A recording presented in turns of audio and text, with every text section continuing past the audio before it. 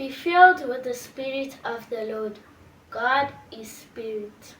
The fruits of the Spirit are love, joy, peace, patience, kindness, goodness, faithfulness, gentleness, and self-control. Against such things there is no law.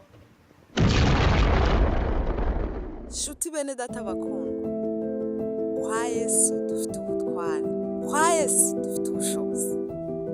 Iyo twizeye amagambo ye uko yatubwiye, dufite ubushobozi.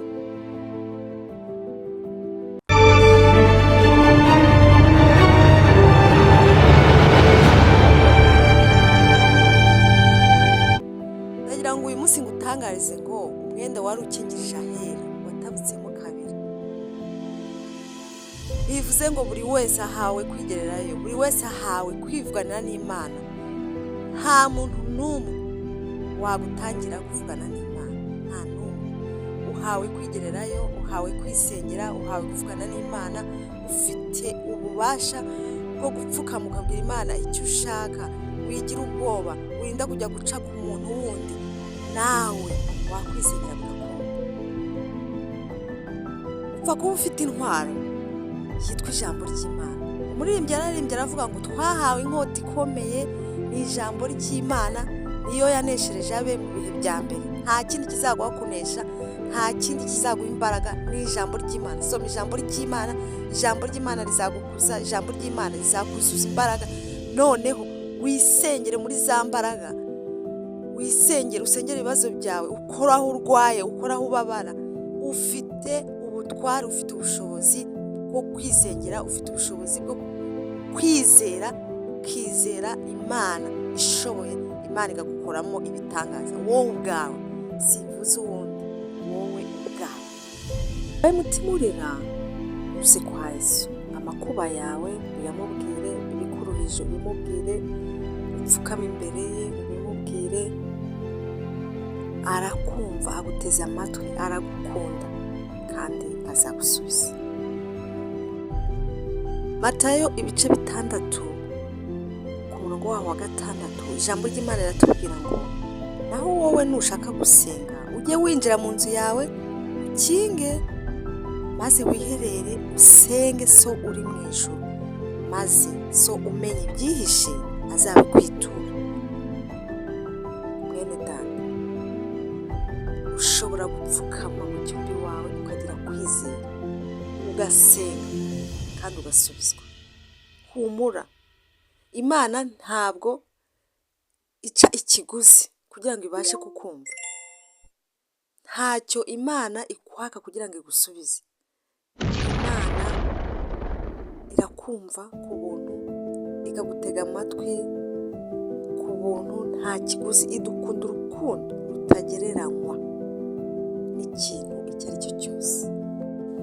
Reka twongere twambare imbaraga, reka twongere tugire kwizera, twongere dusengere abarwayi, twongere dusengere ibyifuzo bikomeye. Dufite Imana ikomeye, dufite Imana ifite imbaraga. Ubu abantu bashobora guhamagara ngo nusengere umurwayi ukagira ubwoba. Abantu bamwe bagira ubwoba, ntibagishaka no gukora ku barwayi abadayimoni, ntibagishaka no gukora ku barwayi barwaye indwara ikomeye kuko nta kwizera bafite. Akavuga ati namusengera ntakire, byagenda gute, banseka bagira gute. Wayi, ambara imbaraga usenge. Ntabwo ari wowe ukiza, ni Imana ikiza. Ugende mu butware bwa Yesu, ugende urambike ibiganza ku barwayi. Umuturanyi wawe ararwara akamara iminsi utagiye kumusengera, ibyo ngibyo ntabwo bikwiye nk'abantu b'Imana. Turitabaza imurikira abantu, turi imbaraga z'abantu bacitse intege. Ijambo ry'Imana rivuga ngo mukomeze amavasuko, muhumurize abababaye, ab'imitima itinya mubabwire bahumure. Izo mbaraga ufite n'iziki, nutazikoresha izo mbaraga ufite n'iziki. Izo mbaraga Imana yaguhaye, uwo mwuka wera Imana yaguhaye, ayo mavuta Imana yaguhaye, nutayakoresha ku murimo w'Imana uyafite ngo bigende gute? Imana yaguhereye iki? Imana yaguhaye amavuta, Imana yaguhaye umwuka wera, Imana yaguhaye imbaraga zo gutinyuka ukajya gukiza abababaye, ukajya guhagurutsa ibirema, ugahumura impumyi, ugasengera abarwayi, ukavura ab'imitima icitse intege, ukababwira amagambo meza. Mbe kwicara ku maziki Satani akiriho. Umuririmbyi yaririmbye, duhurure ngo twitabe tujye mu ntambara. Mbe kwicara ku maziki Satani akiriho. Izo mbaraga ni izo kurwana n'imirimo mibi ya Satani kuri iyi si. Haguruka mwene data, ukoresha imbaraga Imana yaguhaye, ukize abari mu kaga, ukize abafite ibibazo, abari mu bwihebe, ubabwire amagambo abahumuriza. Koresha izo mbaraga Imana yaguhaye, koresha umwuka wera, koresha ayo mavuta urimo. Bene data, ijambo ry'Imana mu Befeso ibice 6 hatugira inama uburyo dukwiye gutwara ndetse dukwiye kwambara intwaro zose z'Imana kugira ngo tubashe guhagarara tudatsinzwe n'uburiganya bwa Satani, kuko ntabwo dukirana n'abafite inyama n'amaraso, dukirana n'imyuka mibi.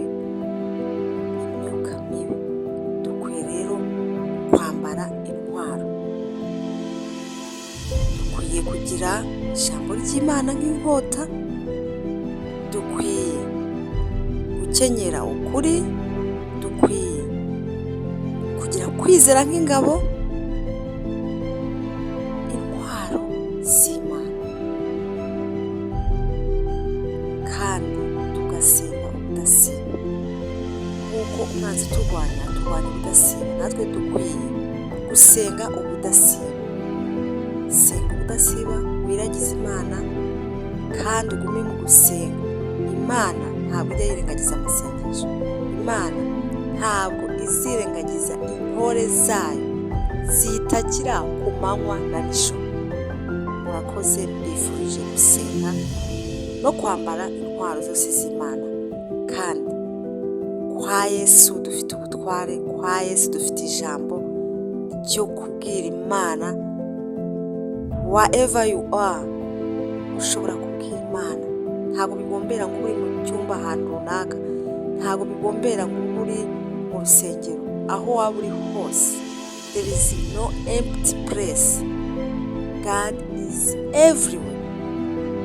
Ibyo waba urimo ukora byose, aho waba uri hose, wemerewe gusenga, wemerewe kubwira Imana. Situwasiyo waba urimo yose, wemerewe gusenga.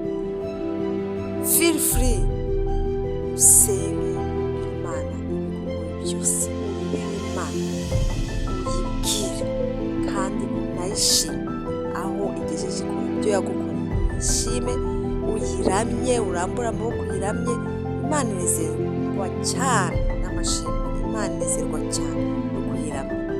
Waza uyiramye, uyishime ibyo yagukoreye, ubone kuyisaba. Imana ibamugisha, ndabakunda. Mbifurije kubana n'Imana aho muri hose, mu byo mukora byose, umutima wanyu ukaba ku Mana. Murakoze, murakarama, ndabakunda. Amen.